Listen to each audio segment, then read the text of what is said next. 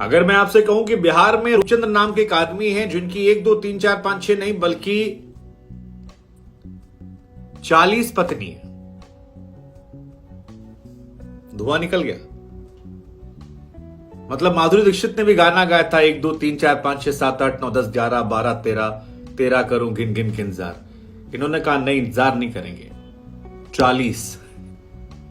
40 पत्नियां। तो आपका रिएक्शन क्या होगा? अजब बिहारी गजब बात है। आप कैप्शन ढूंढ रहे हैं, बिहार में हो सकता है, बिहार में बाहर है। आप देखिए कुछ भी कैप्शन ढूंढिए। बिहार एक ऐसा राज्य जहां ने सबसे ज्यादा अधिकारी आते हैं, देश दुनिया में सबसे ज्यादा लोग यहीं से पलायन कर जाते हैं। लेकिन ये खबर जो है ये बड़ी दिलचस्प खबर है और बड़ा ध्यान आकर्षण कर रही है, क्योंकि बिहार में रूपचंद्र नाम के व्यक्ति हैं जिनकी 40 पत्नियों की खबर जब सामने आई तो लोगों के होश फाख्ता हो गए। मतलब लोगों को लगा कि जो जनसंख्या वृद्धि हो रही है और हमने चीन को पिछाड़ दिया है, उसमें कहीं रूपचंद्र जी का तो बड़ा योगदान नहीं है, क्योंकि अगर 40 ब्याह किए हैं तो 300-400 बच्चा भी होगा। वैसे बच्चे भी आए हैं इनके, मतलब 40-50 बच्चों के भी पिता का नाम जो है वो रूपचंद्र आया है। लेकिन ये माजरा क्या है रूपचंद्र जी का, ये हम आपको समझाते हैं। और ये माजरा जो है ये आपके कान से धुआं निकाल देगा। आप कहेंगे ऐसा कैसे हो सकता है? दरअसल इन दिनों बिहार में नीतीश कुमार की जो सरकार है वो जातिगत जनगणना करवा रही है, और इस जातिगत जनगणना के तहत जो अधिकारी हैं वो अलग अलग इलाकों में जा रहे हैं, लोगों से पूछ रहे हैं कि हे भाई कौन जात हो? हाँ, यही सवाल पूछ रहे हैं, कौन जात हो? 17 सवालों की फहरिस्त बनाई गई है और इन सवालों को लेकर वो अलग अलग गली कूचे अलग अलग जगहों पर जा रहे हैं। लेकिन जब तमाम अधिकारी बिहार के अरवल जिला पहुंचे और वहां पर एक वार्ड में गए और लाइन से अलग अलग घरों में जाना शुरू किया, तो पहली महिला ने कहा, पूछे पति का नाम क्या है?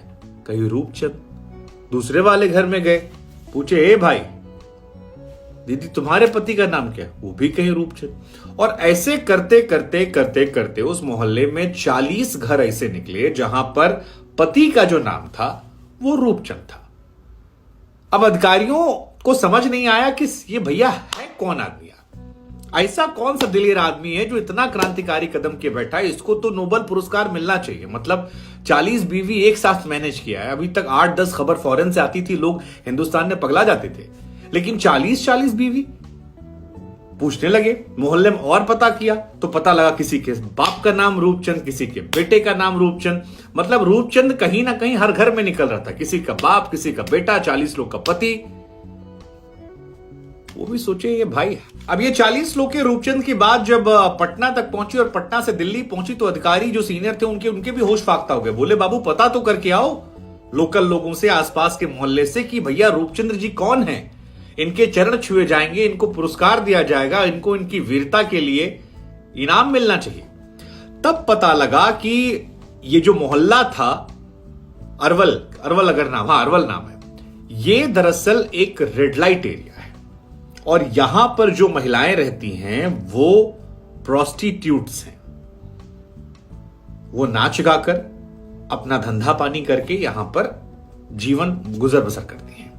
अब क्योंकि इनका बिजनेस ऐसा है तो यहां पर उनके पास कोई पति जैसी चीज तो है नहीं, तो इन तमाम महिलाओं को जब ये अधिकारी गए पूछने कि हे बाबू कौन जात हो, या हे दीदी हे बहनी कौन जात हो, तो उन्होंने कहा अपना जात पानी बताया। और उसके बाद जब पूछा पति का नाम क्या है, क्योंकि ये भाई आदमी कुछ भी हो बाहर तो कहता है, तो कह दिया रूपचंद। अधिकारी 3 दिन तक खाक छानते रहे पता करने के चक्कर में कि भैया रूपचंद्र जी हैं कौन, लेकिन रूपचंद्र के बारे में उनको कहीं कोई खोज खबर नहीं आई। तो उनको लगा कि हवाबाजी तो नहीं, या ऐसे ही लिखवा दिया गया रूपचंद।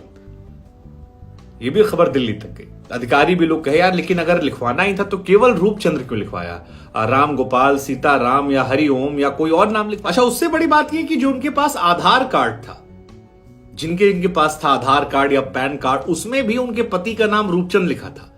तो ये लफाजी वाला मामला नहीं था, मतलब ओरिजिनली रूपचंद्र जी जो हैं किसी के बाप, किसी के पति, 40 लोग के पति थे और कोई पता नहीं कर पाया कि रूपचंद जी हैं कौन। लेकिन हमको लगा कि यार जब इतना हम आपके लिए खबर बता रहे हैं और इतने विस्तार से समझा रहे हैं तो आपको रूपचंद्र जी के बारे में भी बताते हैं। तो गुरु कहानी जो निकली वो ये निकली कि रूपचंद्र जी जो हैं वो ये है।